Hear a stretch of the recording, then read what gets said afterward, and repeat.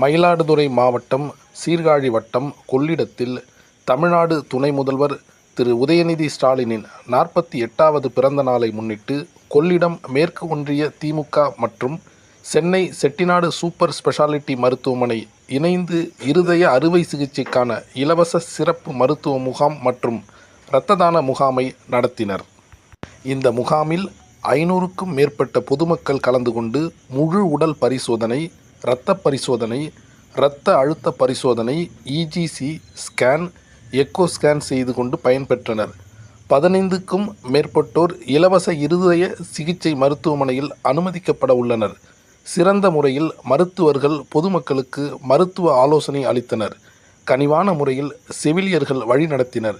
இம்முகாமிற்கு பூம்புகார் சட்டமன்ற தொகுதி உறுப்பினரும் மயிலாடுதுறை மாவட்ட கழக செயலாளருமான திரு நிவேதா எம். முருகன் தலைமை தாங்கினார். கொள்ளிடம் மேற்கு